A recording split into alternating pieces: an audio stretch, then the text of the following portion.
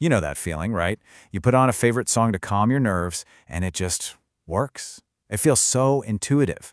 But here's the thing, in nursing, an intuitive feeling isn't enough. Every single thing we do for a patient needs solid proof. So today we're going to look at how the simple power of music gets transformed into a real, validated clinical tool, all thanks to the rigor of nursing research. Okay, so let's start by picturing a pretty high-stakes environment, the hours right before someone goes in for major heart surgery. For the patient, believe me, this isn't just another day at the hospital. It is a moment packed with a whole lot of uncertainty and, frankly, fear. I mean, for a patient about to have a coronary artery bypass graft, you'll hear it called CABG, it's a massive deal. It's a huge physical and emotional mountain to climb. The mind sees it as a major threat, and when that happens, the body's alarm systems start blaring. And we're not just talking about getting the jitters here. Pre-operative anxiety is a real, measurable, physical condition. The body gets absolutely flooded with stress hormones like cortisol. That sends the heart rate and blood pressure soaring into a potential danger zone. And this is all before the surgery is even started. That kind of stress can directly mess with how safe and successful the operation is. So this creates a really tough spot for the nursing team. You absolutely have to calm the patient down to make the procedure safer, but just piling on more sedatives brings its own set of risks and side effects. The real challenge is finding a way to help that's both effective and incredibly safe. And this is where something pretty amazing comes into the picture. Music therapy.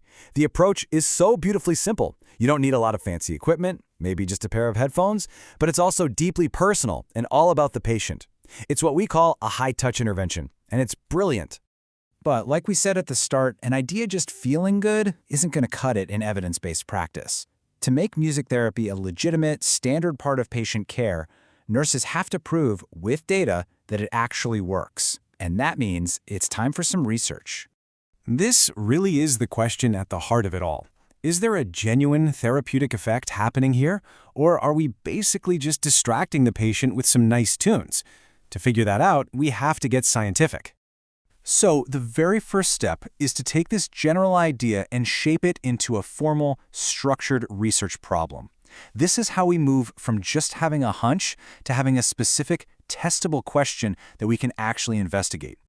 And boom, here it is. This is a perfectly crafted research problem. Just notice how specific it is. We're not just looking at music, we're evaluating the effectiveness of music therapy.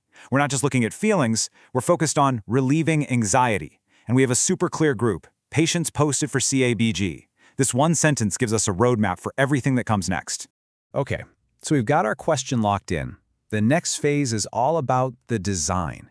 How do we actually build an experiment that's going to give us a clear, unbiased answer? Well, it means we have to identify the key pieces of our study.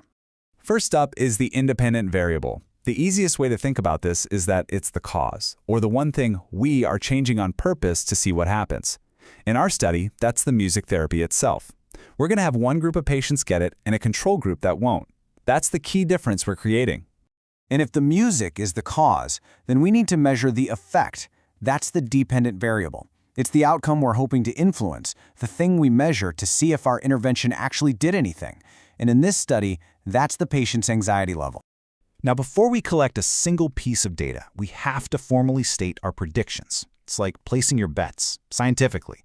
We do this with two competing ideas. The null hypothesis is kind of the default skeptical position. It says our music therapy does nothing, and any difference we see is just random chance. But what we're really hoping to prove is the research hypothesis, that the group getting music therapy will end up with way lower anxiety. This whole structure is the absolute foundation of statistical testing. So we know what we're testing and what we're measuring. But that leads to a really tricky question. I mean, how on earth do you put a number on a subjective feeling like anxiety? Seriously, this is a huge challenge in this kind of research. You can't just hook somebody up to an anxiety meter. It doesn't exist. We need a clever tool that can translate what a person is feeling on the inside into cold, hard data that we can actually analyze.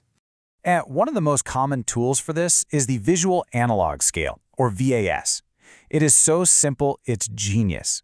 A patient gets showing a 100-millimeter line. On one end, it says no anxiety at all, and on the other, it says the worst anxiety imaginable. The patient just makes a mark on the line where they feel they are. Then the nurse literally measures the distance from the calm band in millimeters, and just like that, you have a number, a score for a feeling. All right, we've got our measurement tool ready, we can collect the data, and now we get to the analysis. This is the moment of truth, right? This is where we find out if our hypothesis actually stands up to the evidence. Let's imagine we ran the study and check out some hypothetical results. So, the group that got the music therapy had an average anxiety score of 52. The control group, the one that got just the standard care without music, had a higher score of 68. Now, at first glance, that looks pretty good, right? It looks like our music worked. But is that difference big enough to be meaningful, or could it just be a fluke?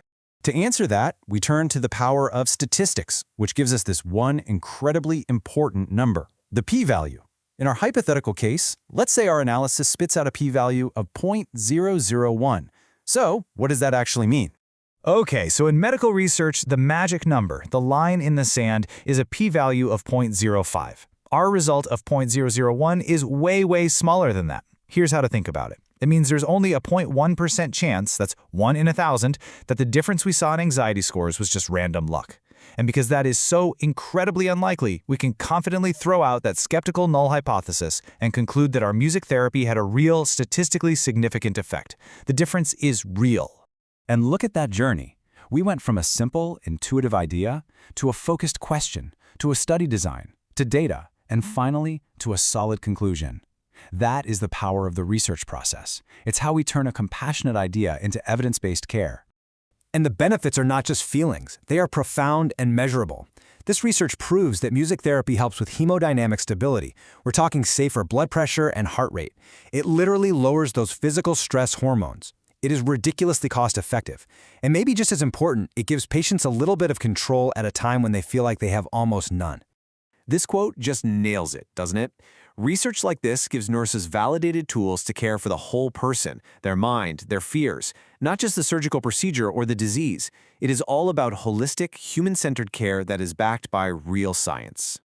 And you know, this whole process, it's bigger than just music. It really gets you thinking, what other simple, compassionate things that nurses do every single day could be proven and validated by this same scientific process?